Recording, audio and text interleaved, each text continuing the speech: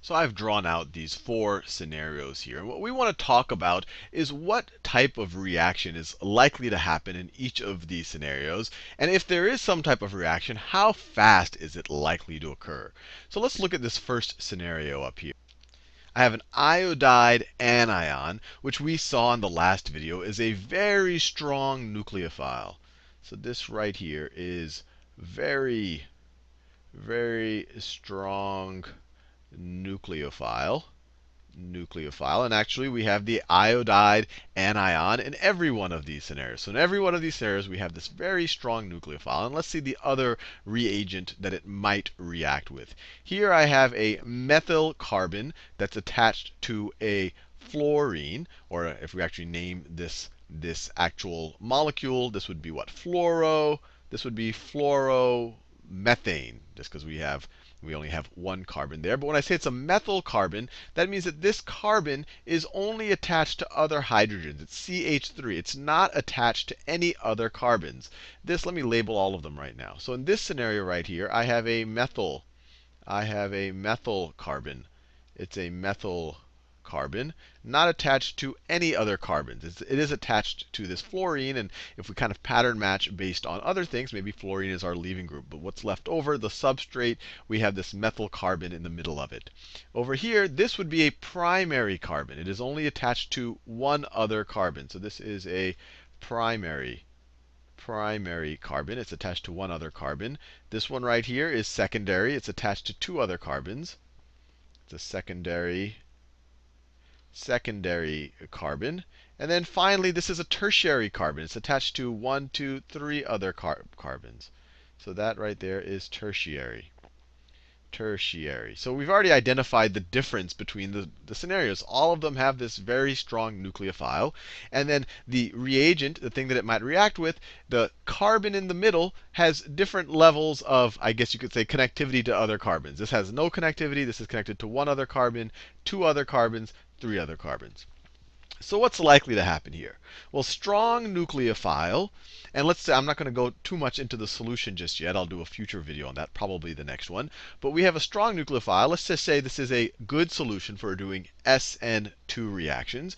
And so there's no reason why an SN2 reaction can't occur here. Strong nucleophile, it can give its extra, let's say it's giving that electron right there. It could give its extra electron to the carbon, to this methyl carbon.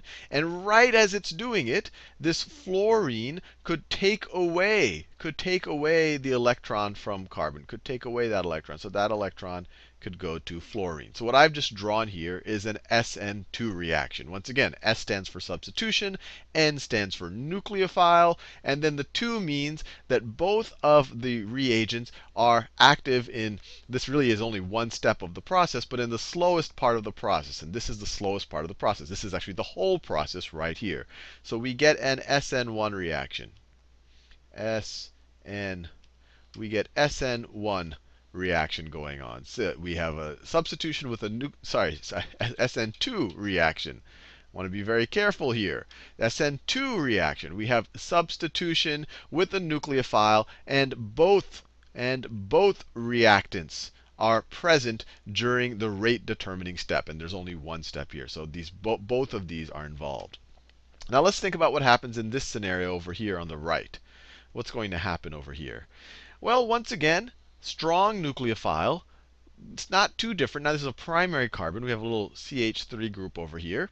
But this thing should still be able to get its way into that carbon. It still should be able to give its electron. It still should be able to give its electron to that carbon. And then this electron that the carbon had could now go to the fluorine to make a fluoride anion. And I haven't drawn the final step, but you've seen SN2 reactions before. But once again, this is an SN2 reaction. SN2. Now, we said not only what would happen, but we also said how fast might it happen, or how can we compare them. I'll tell you right now that this one on the left is going to happen very fast. Very fast, relative to this one, which will only happen fast. I'm not giving any absolute numbers, but we're just comparing them relatively. And the reason why this is very fast and this is only fast is because this one has this CH3 group in the way. So this is a big part of a molecule. This is big. This right here is big, especially relative to just a hydrogen atom. So this is big. This allows less directions with which, remember, all of these chemical reactions in organic chemistry and chemistry in general, you always draw them as these nice organized things, but these are really just these atoms and molecules bumping into each other at just the right way with just the right energies. And if you have this big thing blocking kind of one of the entry paths onto the carbon, you're not going to have this reaction happen as quickly. There's going to be sometimes that maybe the iodide ion was coming from the direction and it gets deflected by this over here. In this case, it wouldn't have, because that hydrogen isn't big enough to deflect it. So this is going to happen just not as fast as this one right here when we're dealing with the methyl carbon. And I think you see where we're going here. So what happens when we have two of these carbons right over here? When we're dealing with a secondary carbon, a carbon attached to two. If the solution is right, and we're going to talk about the types of solutions that favor SN2 reactions, we will have an SN2 reaction still. We'll still have an SN2 reaction, but it will be slower than these guys up here. So we still are going to have an SN2 reaction, but it will be slower. It will be slower. So far, this is the fastest, this is the next fast, and this is slower than either of those two. And it's the same exact logic. This only had one carbon CH3 blocking the entry into this primary carbon. This has two CH3s. It has this one over here. It has this one over here, and it has this one up here. So it lowers the likelihood that an iodide anion will be able to bump into this carbon in the exact right direction. So that's why it's going to occur slower. This iodide anion has to come in just the right direction for it to occur. That's less likely, so overall the reaction is slower. Now finally, what's going to happen here? Well, you might be tempted to say, well, this is just going to be really slow. But the reality is that this tertiary carbon is blocked really in every direction. It's really in every direction. It's blocked there, and blocked over there. So this iodine anion is actually not even going to be able to get to it. So I'll write no SN1. And we'll see in the next video that maybe there's another type of reaction that we've learned. Sorry, I should say SN2. No SN2. I'm sorry if part of my brain makes me think that I might have said SN1 or no. Everything in this video is SN2. Everything in this video, we have the nucleophile attacking the other reagent. They're both present, so it's SN2. Although my brain sometimes wants to say SN1. These are all SN2 reactions, and you're not going to have an SN2. And actually, if your solution is right, you actually might have an SN1 reaction here, and we'll talk about that later. But you have no SN2 here, because the nucleophile cannot get to the carbon. It's blocked by these, I guess we could say, these methyl groups. Now, the term for this blocking, I guess you could say, of the point that the thing needs to attack or kind of give its electron or move into is called steric hindrance. Steric